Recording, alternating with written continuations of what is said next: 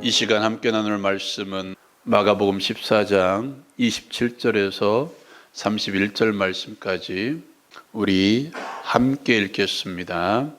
예수께서 제자들에게 이르시되 너희가 다 나를 버리리라. 이는 기록된 바 내가 목자를 치리니 양들이 흩어지리라 하였음이니라. 그러나 내가 살아난 후에 너희보다 먼저 갈릴리로 가라리라. 베드로가 여짜오되 다 버릴지라도 나는 그리하지 않겠나이다. 예수께서 이르시되 내가 진실로 내게 이르노니 오늘 밤 이 닭이 두 번 울기 전에 내가 세 번 나를 부인하리라. 베드로가 힘있게 말하되 내가 주와 함께 죽을지언정 주를 부인하지 않겠나이다 하고 모든 제자도 이와 같이 말하니라. 아멘. 알퐁스 도데라는 프랑스 작가가 있습니다. 그가 쓴 마지막 수업이라는 소설이 있는데요. 이 프랑스라는 나라가 독일에 점령되어서 더 이상 이제 프랑스 말로 가르칠 수 없을 때 그 장면을 한 소년의 눈을 통해서 본 소설이 바로 마지막 수업이라는 그런 소설입니다. 우리나라에도 이와 유사한 제목의 책이 있습니다. 지금은 돌아가셨는데요. 고 이어령 선생님께서 지은 것이 아니죠. 김수지라는 이 기자와 서로 인터뷰하면서 한 내용인데요. 전 학문에 걸쳐서 그가 죽기 얼마 전에 한 내용을 기록한 책입니다. 성경에도 이 비슷한 내용이 있습니다. 마지막 수업이 아니라 마지막 만찬인데요. 마가복음 14장 25절 말씀이 이런 말씀이 기록되어 있습니다. 한번 읽어볼까요? 시작. 진실로 너희에게 이르노니 내가 포도나무에서 난 것을 하나님의 나라에서 새 것으로 마시는 날까지 다시 마시지 아니하리라 하시니라. 아멘. 성경에 보면 이 6월절, 그러니까 복음서의 6월절 예식이 3번 등장합니다. 예수님이 공생애를 3년 지나셨으니까 3번 정도 6월절을 지내셨습니다. 그리고 오늘 말씀이 3번째 장면입니다. 그리고 저와 여러분이 읽었던 이 말씀, 마지막 만찬을 하나님의 나라가 이루어질 때 하시겠다고 하셨습니다. 그렇다면 저와 여러분이 읽지는 않았지만 22절부터 기록된 6월절 만찬이 이 땅에서의 마지막 만찬입니다. 어쩌면 이 말씀을 통해서 우리에게 마지막으로 들려주시는 말씀이 마지막 수업, 마지막 만찬일 수도 있겠습니다. 이 말씀을 통해서 우리에게 들려주는 게 두 가지가 있습니다. 22절부터 26절까지 기록된 6월절 사건과 또 27절부터 31절까지 기록된 예수님의 부인 이 장면입니다. 예수님께서는 먼저 6월절 예식을 통해서 이 6월절에 마시는 떡과 잔이 자신을 의미함을 오늘 말씀을 통해서 들려주고 있습니다. 한번 읽어볼까요? 마가복음 14장 22절 말씀 같이 읽겠습니다. 시작. 그들이 먹을 때 예수께서 떡을 가시사 축복하시고 떼어 제자들에게 주시며 이르시되 받으라 이것은 내 몸이니라 하시고 24절 말씀도 함께 읽겠습니다. 시작. 이르시되 이것은 많은 사람을 위하여 흘리는 바 나의 피 곧 언약의 피니라. 아멘. 이 말씀을 통해서 6월절에 먹고 마시는 떡과 잔이 자신을 의미함을 우리에게 들려주고 있습니다. 요한복음이라는 성경이 있습니다. 그 성경에 보면 예수님께서 이런 말씀을 하십니다. 요한복음 6장 50절 말씀입니다. 같이 읽겠습니다. 시작. 나는 하늘에서 내려온 살아있는 떡이니 사람이 이 떡을 먹으면 영생하리라. 내가 줄 떡은 곧 세상의 생명을 위한 내 살이니라 하시니라. 아멘. 내가 줄 떡이 있는데 그것은 내 살이다라고 이야기합니다. 이 살을 먹으면 영생할 것이다 라고 오늘 말씀 가운데 이야기하고 있습니다. 계속해서 말씀을 볼까요? 6장 53절 55절까지 말씀입니다. 우리 천천히 같이 읽겠습니다. 시작. 예수께서 이르시되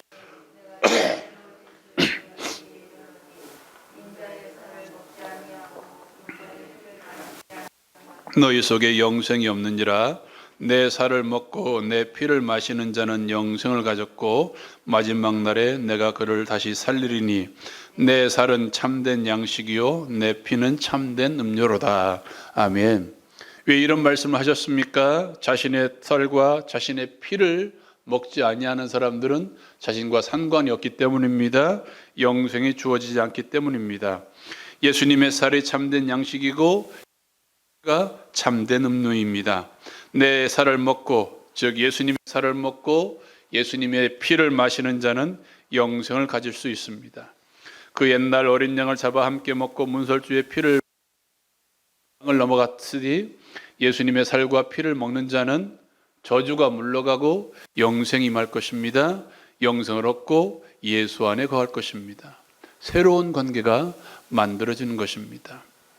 그 옛날 피는 문설주에 발라져 있지만 이제 어린 양 되신 예수님의 피는 내 안에 들어온 거예요.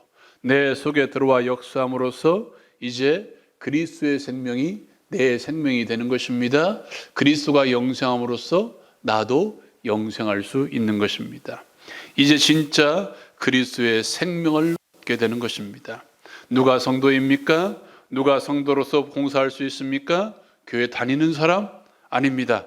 진짜 그리스도인, 예수 안에 거하는 사람, 예수의 살과 피가 이 안에 있는 사람, 예수와 살과 피를 먹고 마신 사람, 즉 예수 그리스도를 믿는 사람들입니다. 믿는 자가 봉사할 수 있습니다. 믿는 자의 봉사가 참된 봉사가 되는 것입니다. 믿지 않는 사람들도 가르치들도 헌신할 수 있겠죠. 예수와 가르치대로 관계가 설정되지 않고 봉사할 수 있습니다. 그러나 하나님께서는 그 봉사를 받아들이지 않습니다. 마태복음 7장 22절 23절 말씀에 이런 말씀이 기록되어 있습니다. 같이 한번 읽어볼까요? 시작. 그날에 많은 사람이 나더러 이르되 주여 주여 우리가 주의 이름으로 선자 노릇하며 주의 이름으로 귀신을 쫓아내며 주의 이름으로 많은 권능을 행하지 아니하였나이까 하리니 그때 내가 그들에게 밝히 말하되 내가 너희를 도무지 알지 못하니 불법을 행하는 자들아 내게서 떠나가라 하리라. 아멘. 이 말씀을 보십시오. 우리는 믿지 않는 사람들만 지옥 간다고 생각합니다. 교회 안 다니는 사람들만 지옥 간다고 생각합니다. 오늘 말씀에 보면 이렇게 이야기합니다. 그날에 많은 사람이 나더러 이르되 주여 주여라고 이야기합니다. 주여라고 말할 수 있는 사람은 누군가요? 예수 믿는다고 하는 사람, 교회 다닌다고 하는 사람들이 주님이라고 찾죠. 예수 안 믿는 사람들은 예수님을 가르쳐 주여 하지 않습니다. 예수 믿는다고 하는 사람들만 예수님을 가르쳐 주여 주여라고 이야기합니다. 주여 하면서 뭐라고 이야기합니까? 주의 이름으로 선자 노릇하며 라고 이야기합니다. 말씀을 전한다는 거예요. 말씀을 전하고 말씀을 가르치는 사람입니다. 주의 이름으로 귀신을 쫓아내며 라고 이야기합니다. 누가 주의 이름으로 귀신을 쫓아낼 수 있어요? 평신도가? 능력이 없는 사람이? 아니요. 자기가 능력이 있다고 생각하는 사람이 주의 이름으로 귀신을 쫓아내요. 또 말씀에 뭐라고 이야기합니까? 주의 이름으로 많은 권능을 행하지 아니하였나이까? 라고 이야기합니다. 주의 이름으로 많은 일을 합니다. 주의 이름으로 사람도 살리고요. 주의 이름으로 질병도 치료하고요. 주의 이름으로 귀신도 쫓아내고요. 예수 믿지 않는 사람이? 아니요. 예수 믿는다고 자부하는 사람들이. 그런데 뭐라고 이야기합니까? 그때 내가 그들에게 밝히 말하되 내가 너희를 도무지 알지 못하니 불법하는 자들아 내게서 떠나가라. 그렇다면 뭡니까? 주여 주여 한다고 다 예수 믿는 사람이 아니라는 거예요.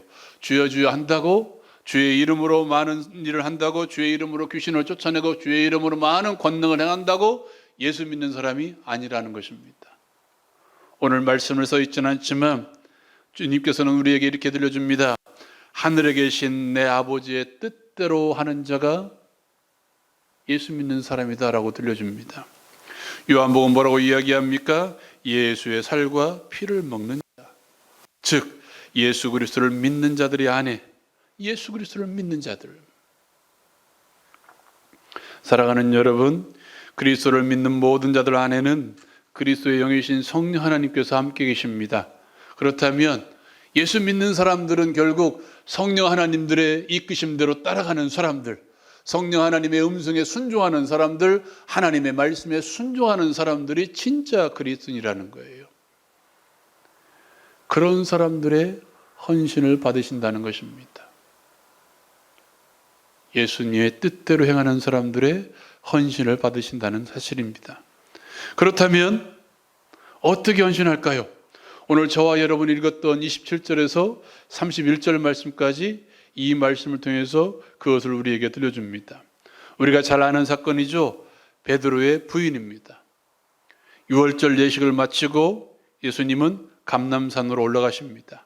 올라가시면서 예수님께서 제자들에게 말씀하십니다. 같이 한번 읽어볼까요?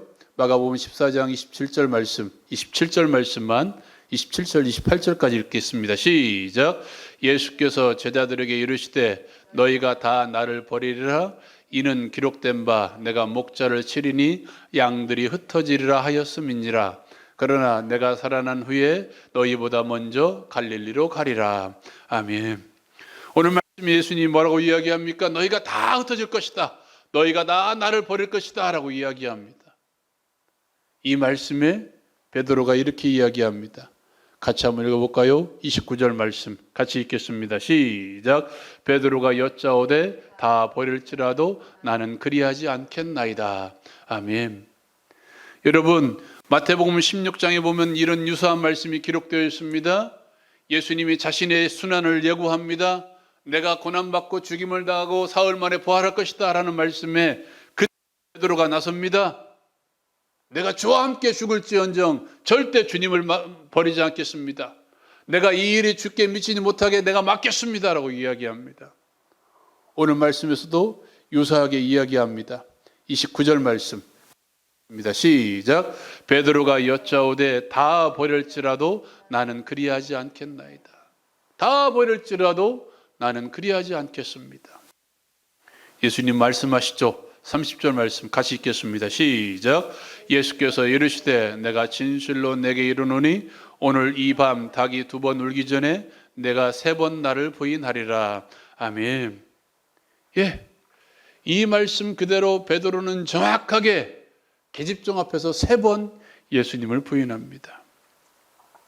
이게 사람의 모습입니다. 사람은 능력이 있습니다. 그러나 그 능력대로 다 살지는 못합니다.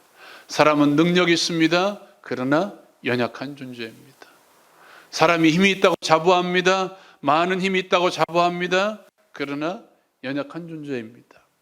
여러분, 이 베드로가 다 버릴지라도 나는 그리하지 않겠습니다라고 말한 몇 시간 후에 베드로는 스스로 부인합니다. 예수님을 저주하기까지 합니다. 이게 인간의 모습입니다.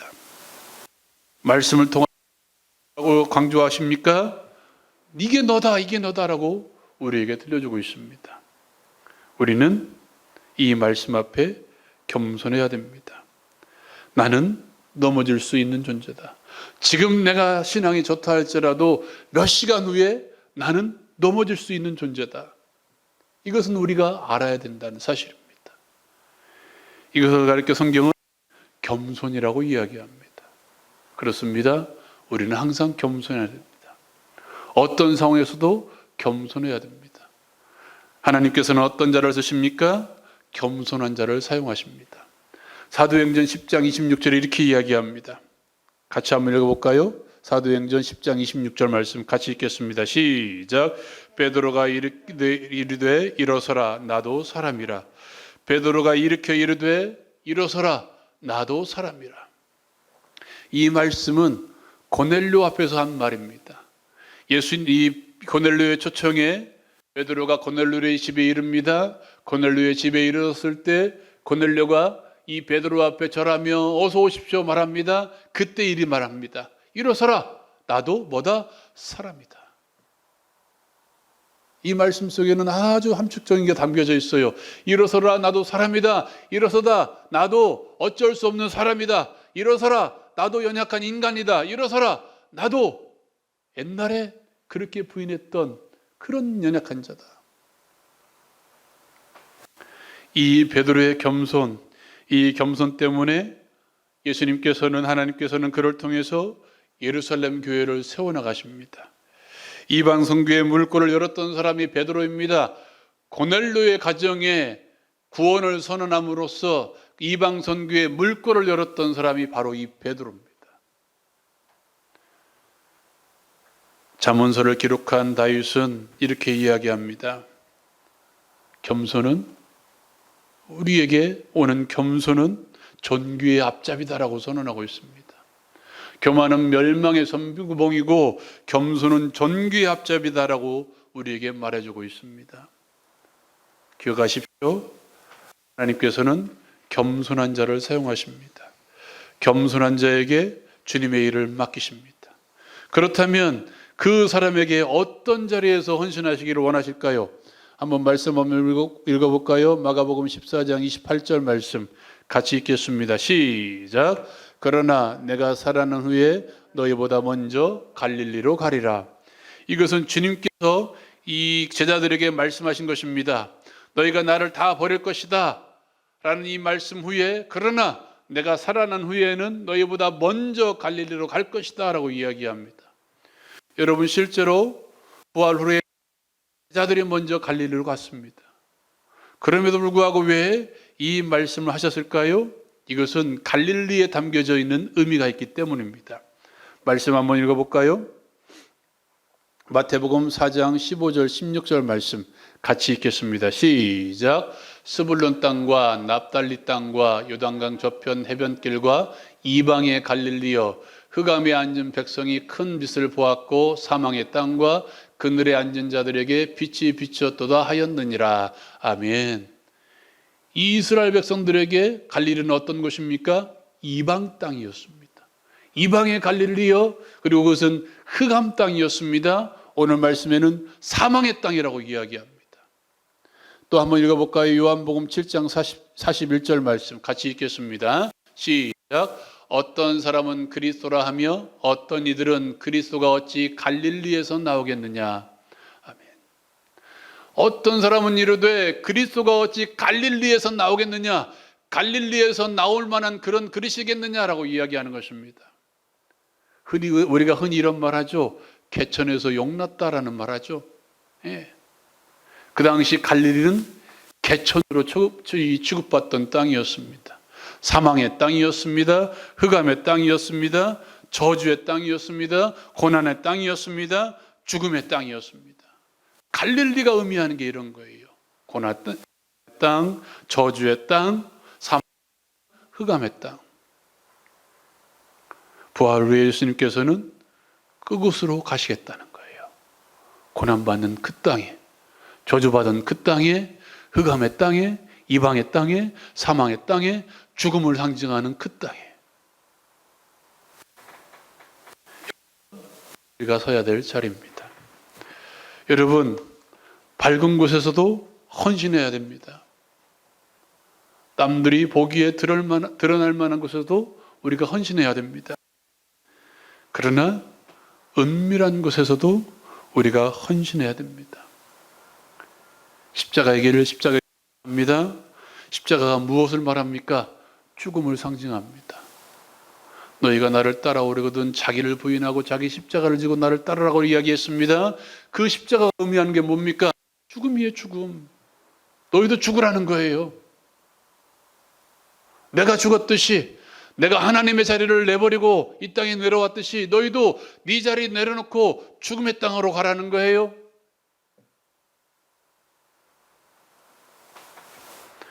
사랑하는 여러분, 내가 져야 될 십자가가 무엇입니까?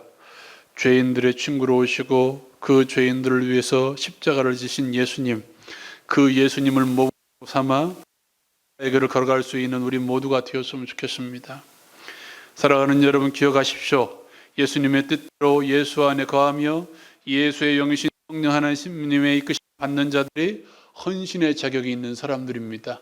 예수 제대로 믿는 사람들, 하나님의 뜻에 순종하는 사람들이 진짜 헌신의 자격이 있는 사람들입니다. 그리고 겸손하십시오. 말씀 앞에서, 주님 앞에서, 교회 성도들 앞에서, 교회 앞에서, 모든 사람들 앞에서 늘 겸손하십시오. 주님께서는 그러한 사람들을 사용하십니다. 무엇보다 예수께서 헌신하셨던 것처럼 그렇게 헌신하십시오. 하늘 보좌를 버리고 이 땅에 내려오신 예수님처럼 높아져 있는 여러분의 자리가 아니라 낮아져 있는 그 자리로, 낮은 자리로, 한없이 낮은 자리로 가서 헌신하십시오. 사람들에게 보이는 자리가 아니라 오히려 사람들에게 보이지 않는 그 자리에 가서 헌신하십시오. 그 사람은 아버지의 나라에서 해와 같이 빛날 것입니다.